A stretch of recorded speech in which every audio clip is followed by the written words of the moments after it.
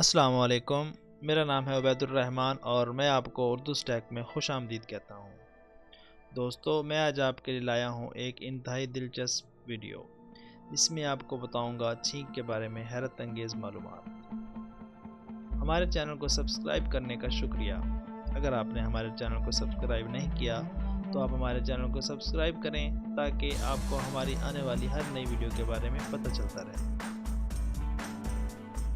تو شروع کرتے ہیں اپنی ویڈیو کو۔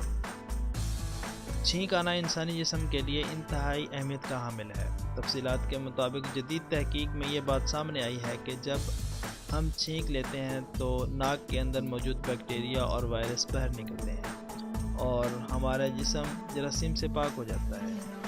اس کے ساتھ ہم اپنی آنکھیں بھینچ لیتے ہیں اور ہمارے سینے سے بھی ہوا منہ اور ناک کے راستے پورے زور کے ساتھ جسم سے باہر خارج ہوتی ہے۔ اس دوران ہمارا سانس چند لمحوں کے لیے رک بھی جاتا ہے۔ مسلمان چھینک لینے کے بعد الحمدللہ کہتے ہیں، جس کے معنی ہے اللہ تعالیٰ تیرا شکر ہے، اس نے ہماری سانس کو دوبارہ بحال کیا۔ نہ صرف مسلمان بلکہ دنیا کے دیگر ممالک کے افراد بھی اپنے پیدا کرنے والے کا دیگر دعائیہ کلمات سے شکر ادا کرتے ہیں۔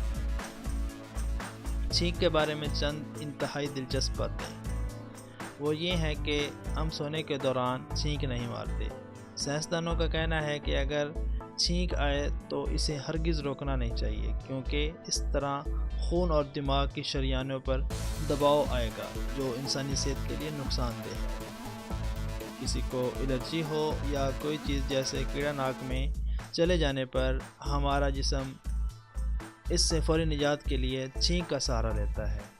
ایسا ہونے پر پسلیوں کے درمیان مسلز کی حرکت اور پردہ شکم حرکت میں آ کر ناک میں سے ہر چیز کو خارج کر دیتے ہیں۔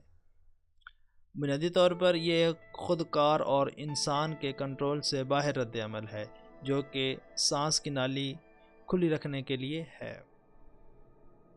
ایک چھینک بہت طاقتور ہوتی ہے، جس کی رفتار 100 سے 500 میل فی گھنٹہ ہو سکتی ہے، مگر اس کے آنے سے پہلے ناک کو دبانا یا منہ کو بند کرنے کا مطلب یہ ہوتا ہے کہ ہوا نکل نہ سکے، جو پھر باہر کی بجائے جسم کے اندر جاتی ہے، جو کہ غیر متوقع نقصان پہنچا سکتی ہے۔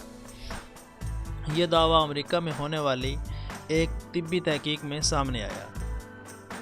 ENT انسٹی ٹیوٹ کی تحقیق کے مطابق جب پھیپھڑوں سے آنے والی تیز رفتار ہوا کو دبانے کی کوشش کی جاتی ہے تو اس کے نتیجے میں کان کے درمیانی حصے کو نقصان پہنچ سکتا ہے، جہاں سننے والی ہڈی ہوتی ہے۔ تحقیق میں بتایا گیا ہے کہ اس ہوا کی طاقت کو دبانے کے نتیجے میں کان کا پردہ اور ان چھوٹی ہڈیوں پر اثرات مرتب ہو سکتے ہیں جو آواز کو سننے میں مدد دیتی ہیں۔ تاہم محققین کا کہنا ہے کہ چھینک روکنے سے سنگین زخموں کا امکان نہیں ہوتا اور یہ محض شبہات ہیں۔ تاہم ان کا مشورہ تھا کہ چھینک کو دبانے یا روکنے کی کوشش نہ کریں، بلکہ رومال یا ہاتھ سے منہ چھپا لیں، جس کے بعد ہاتھوں کو دھو کر جراثیم سے نجات پا لیں۔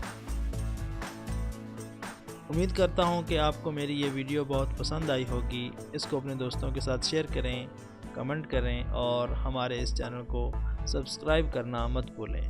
اپنا ڈھیر سارا خیال رکھیے گا۔